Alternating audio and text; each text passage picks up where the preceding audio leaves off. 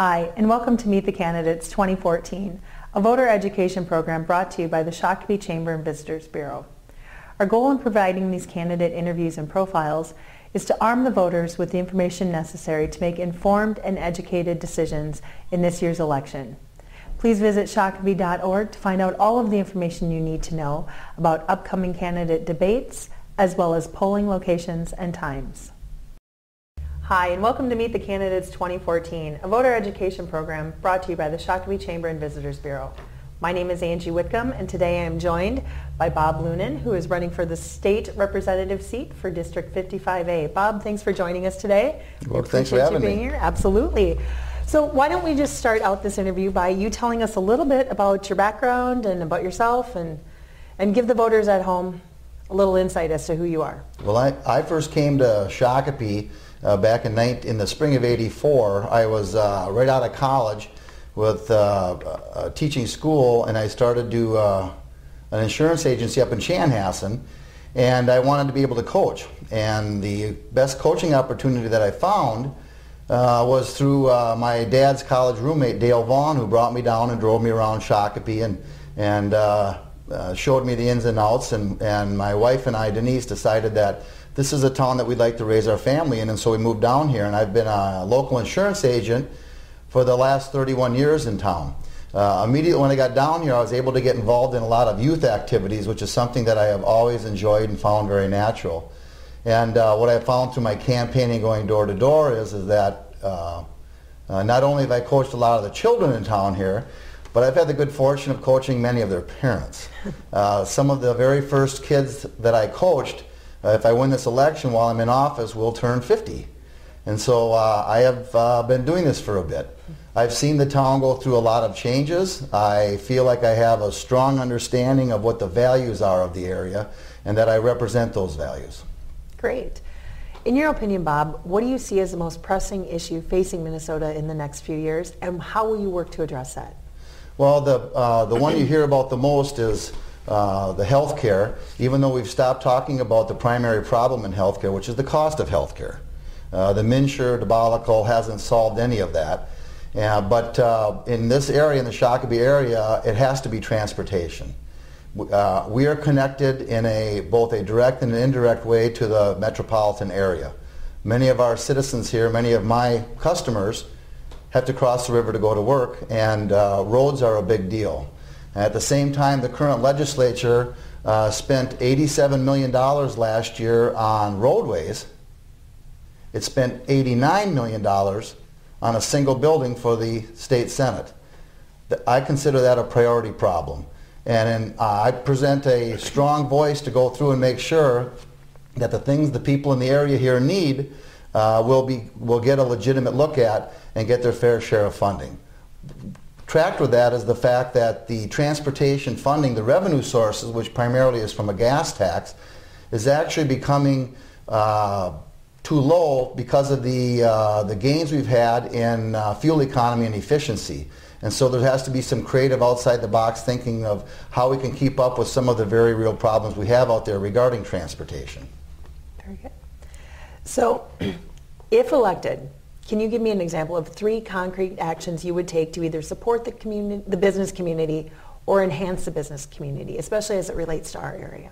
Well, I have to talk first of all about what the number one priority is regarding transportation. And I think there should be designated revenue towards what I call commerce corridors, or referred to as commerce corridors, that facilitate people being able to get around. We will always have cars.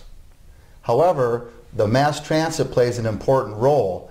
I take issue with the funding spent on light rail. We've got a current proposal on there that's going to put a 16-mile route in from Minneapolis down to Eden Prairie, and the cost of that route is $100 million per mile. Now, that revenue could be partially spent on actually effective mass transit, such as transit trains and busing. We're spending all of this money on main arteries for transportation when what my customers that are trying to get to work need are little veins going out to broader areas. If in fact we're going to put in those corridors, those light rail corridors, then that's where the public housing should be. for the people that could take the most advantage of that situation.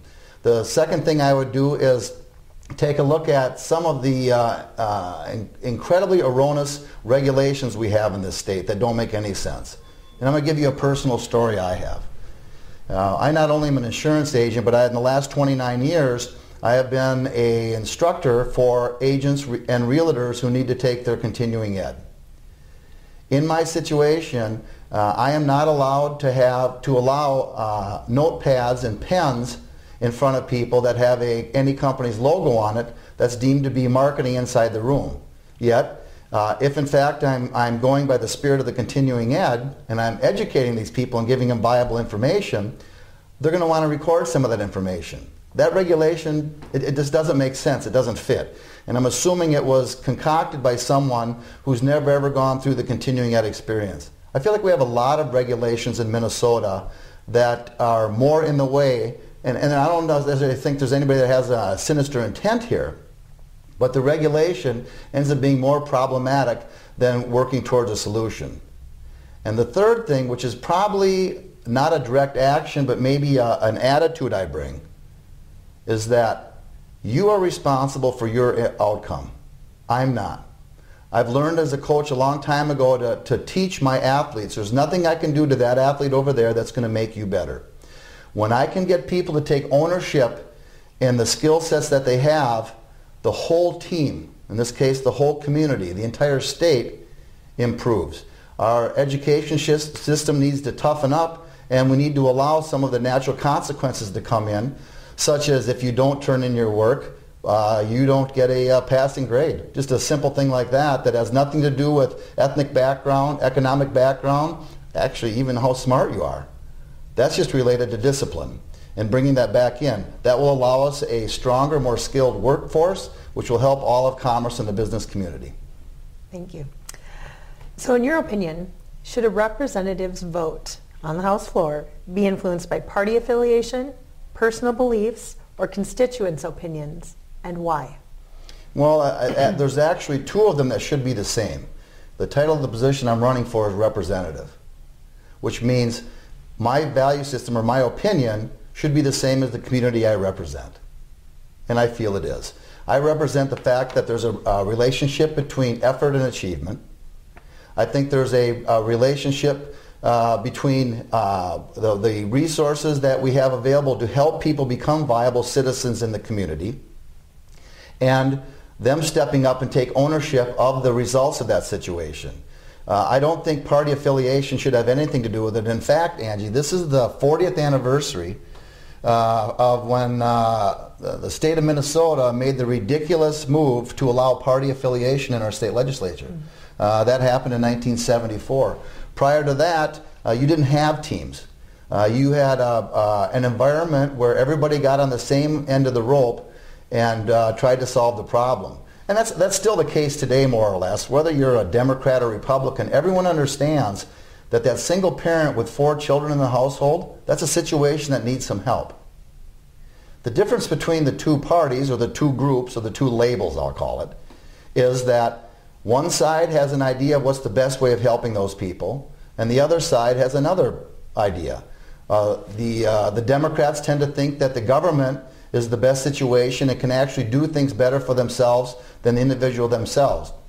On the Republican side, there's a stronger attitude of someone's going to win and someone's going to lose. As long as you know that going in, act accordingly and do what you can to get in the group that you want to be in. I think that's the big difference. Okay. Bob, tell the voters at home why you're the best candidate.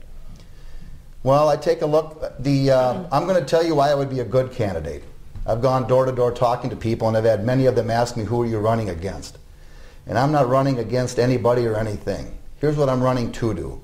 I come in with experience, skill set in running successful businesses.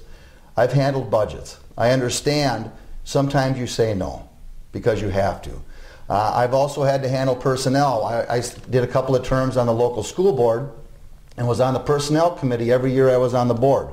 So I played a role in negotiating with the bargaining groups.